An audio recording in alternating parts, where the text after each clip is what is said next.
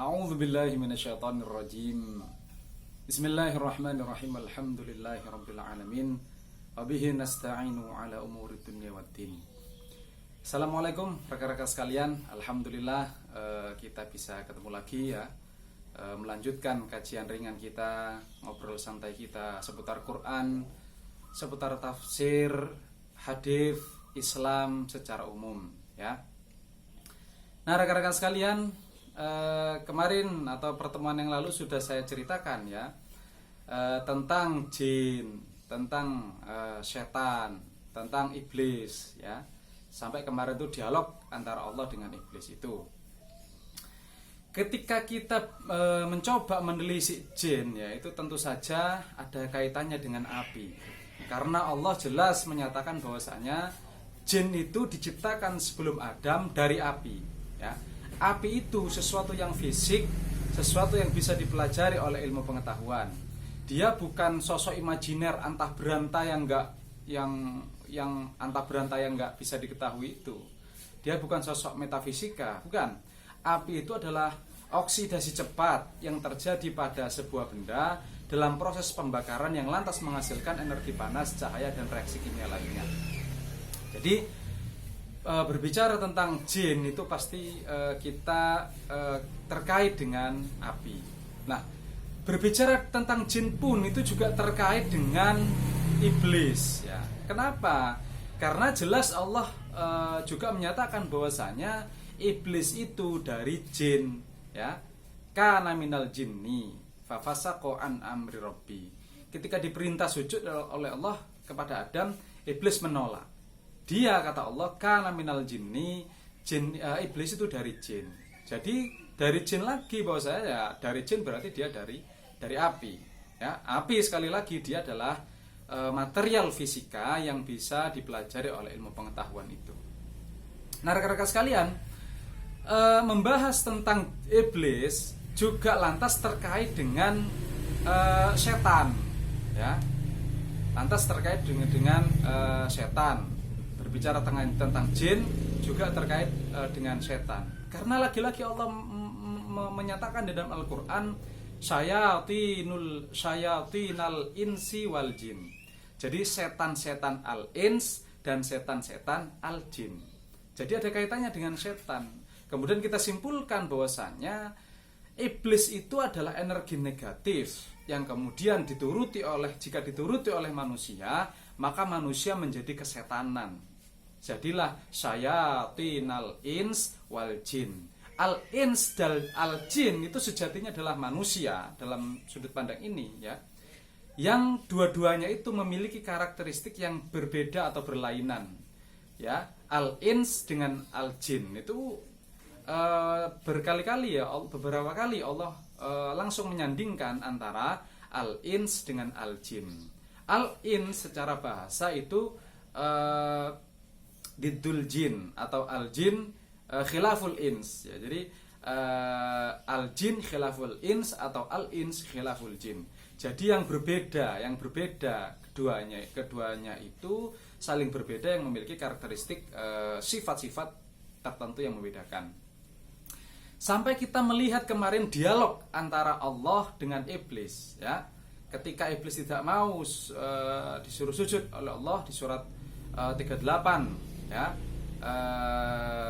dari ayat 71 sampai 83 kemarin, iblis menolak disuruh hormat sujud kepada Adam karena iblis itu gengsi, dia merasa lebih baik, dia merasa lebih keren dari Adam, yaitu yang terbuat dari api.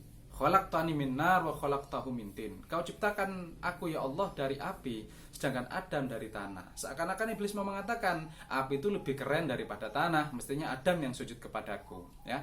Sampai dikutuk oleh Allah, kemudian iblis masih menawar minta kesempatan untuk menyesatkan anak turunan Adam semuanya. Lantas diberi kesempatan oleh Allah, fa innaka minal mundorin, sampai hari pembangkitan nanti ya, akan disesatkan oleh iblis ya, anak turunan Adam ini, illa ibadakal mukhlasin, kecuali hamba-hamba Allah yang mukhlas. Nah, iblis mengatakan aku terbuat dari api sedangkan Adam dari tanah.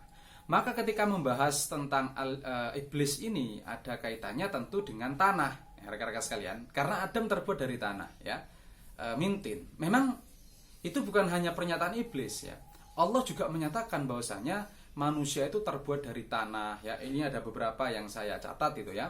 Ada istilahnya itu frase-frase atau idhofah-idhofah yang melambangkan atau menunjukkan bahwasanya manusia itu memang bahan dasarnya itu adalah tanah gitu ya. Misalkan mintin itu jelas surat 6 ayat 2 ya, Al-An'am 2, Al-A'raf 12, As-Sajdah ayat 7, nanti coba kita kutip ayatnya, dan 38 ayat 71 ya. Kemudian ada juga istilahnya saripati tanah ya. Min sulalatim mintin. Min sulalatim mintin itu saripati tanah.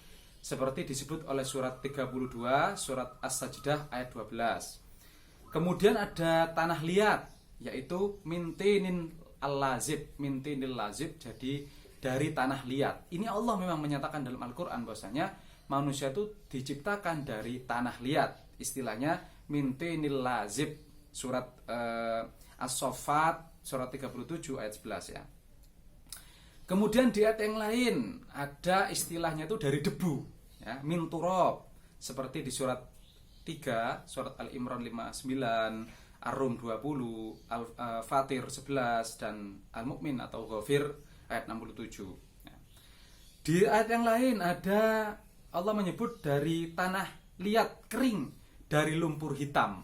Nah, ini juga tanah ya, min sol solim min hamaim masnun. Min sol solin min hamaim masnun, seperti disebut oleh surat 15 surat Al-Hijr ayat 26 dan 28. Kemudian juga dari tanah, dari bumi, seperti disebut oleh surat 20 ayat 55, surat Toha ya, dan surat 71 surat Nuh ayat 17. Di ayat yang lain ada redaksi tanah kering seperti tembikar, yaitu surat 55 surat Ar-Rahman ayat 14. Nah, jadi rekan-rekan sekalian, kesimpulannya ya, memang dari bahan dasar tanah, manusia itu diciptakan oleh Allah dari bahan dasar tanah. Lah, tanah itu secara ilmu pengetahuan ya, tanah itu apa sih? Tanah itu tersusun ya dari mineral dan bahan-bahan organik. Ya, tanah itu tersusun dari mineral dan bahan-bahan organik. Nah, tanah itu yang kita lihat itu terjadi ya, terjadinya tanah itu karena pelapukan ya, tentu memakan waktu yang lama ya, pelapukan bebatuan yang dibantu oleh organisme ya, jadi itu pelapukan batuan itu, tanah-tanah itu. Nah, kemudian kita juga lihat tanah itu ada warnanya ya, macam-macam warnanya. Ada yang menyebut ilmu pengetahuan ini, ada yang hitam, kemudian ada yang coklat, ada yang kuning, ada yang putih, dan lain seterusnya, dan lain seterusnya. Ini ilmu pengetahuan. Lah, ternyata rekan-rekan sekalian di sini menurut surat 15 ayat 26 itu memang warnanya tanah itu Allah juga sebut itu, yaitu min solsolin min hamaim masnun tadi. Ya, min solsolin itu tanah lumpur yang hitam. Nah, ini jelas menunjuk pada tanah yang hitam itu ya. Dan ada yang mengatakan tanah yang hitam itu menggambarkan kandungan-kandungan yang kaya zat-zat itu di situ. Ya. Jadi Quran pun di surat 15 ayat 26 itu juga menyatakan salah satu warna tanah yaitu min solsolin min hamaim masnun. Ya. Nah, rekan-rekan sekalian, kita coba melihat lagi ya. Lah, unsur-unsur tanah atau unsur hara yang ada di tanah ya. Ini saya catat juga di sini ya. Ada nitrogen, kemudian ada fosfor, ada kalium, ada kalsium, magnesium, sulfur, besi, mangan, seng, tembaga, boron, magnesium, klor, dan lain seterusnya. Ini antara lainnya saja rekan-rekan sekalian. Nah, ternyata menurut penelitian memang ya, menurut penelitian, zat-zat yang ada di dalam tubuh manusia itu sama dengan zat-zat yang ada di tanah. Ya, zat-zat yang ada di dalam tubuh manusia itu sama dengan zat-zat yang ada di tanah. Ini menurut ilmu pengetahuan. Ya. Apa itu? ada zat besinya. Kalau di tanah ada zat besi, di dalam manusia itu ada zat besinya. Juga ada kalsium, ada oksigen, natrium, kalium, magnesium, hidrogen, klorin, yodium, mangan, timah, fosfor, karbon, seng, sulfur, dan nitrogen. Lah unsur-unsur itu, zat-zat itu di samping ada di tanah juga ada di dalam tubuh manusia ini. Sehingga menurut penelitian disimpulkan bahwasanya zat-zat yang ada di dalam tanah itu sama dengan zat-zat yang ada di dalam tubuh manusia itu. Ya.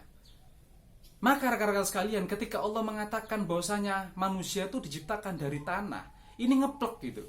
Jadi zat-zat yang ada di dalam tanah itu juga terdapat pada diri manusia. Ya.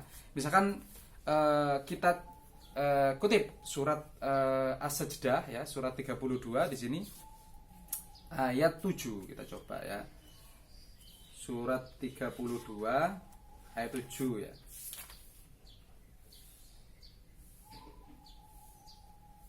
Surat 32 surat As-Sajdah ayat 7. Sajdah ayat 7. Nah ini, A'udzubillahi minasyaitonirrajim. Bismillahirrahmanirrahim. Allazi ahsana kulla syai'in khalaqahu wa bada'a khalqal insani min tin. Ya. Allazi yaitu zat Allah ahsana kulla syai' khalaqahu Allah yang ahsana kulla syai', dia itu memperbagus semuanya. Ya, memperbagus, memperindah semuanya, menyempurnakan semuanya. Khalaqahu, ya, yang dia ciptakan. Jadi Allah itu menciptakan, memperbagus apapun yang dia ciptakan. Wa bada'a khalqal insani min tin, dan Allah memulai penciptaan al-insan, yakni manusia itu min tin, dari tanah. Jadi jelas rekan-rekan sekalian, bukan hanya itu pernyataan iblis bahwasanya aku kau ciptakan dari api dan Adam dari tanah. Itu bukan hanya pernyataan iblis. Ternyata memang Allah mengatakan juga bahwasanya Allah memang menciptakan manusia itu dari tanah, ya. Dan tadi macam-macam tanah, redaksinya itu bermacam-macam, ya. Ada mintin, mintinil lazib, min hamaim masnun, min solsolin, ya. Dari tembikar, dari tanah, dari lumpur hitam yang diberi bentuk, dan lain seterusnya. Nah, tadi sekali lagi, menurut penelitian, zat-zat yang ada di dalam tanah itu sama dengan zat-zat yang ada di dalam tubuh manusia. Ya, sehingga connect antara doktrin Al-Qur'an, ajaran Al-Qur'an bahwasanya manusia itu diciptakan dari tanah, dan ternyata ketika diteliti secara ilmu pengetahuan, kandungan-kandungan yang ada di dalam tanah, zat-zat yang ada di dalam tanah itu sama dengan zat-zat yang ada di dalam tubuh manusia. Ya, pada kesempatan kali ini itu dulu yang ingin saya ceritakan. Nanti koneksinya, eksplornya, analisisnya insya Allah akan kita lanjutkan di sesi berikutnya. Terima kasih atas segala perhatian, mudah-mudahan ada manfaatnya. Akhiru da'wakum alhamdulillahirabbil alamin. Assalamualaikum warahmatullahi wabarakatuh.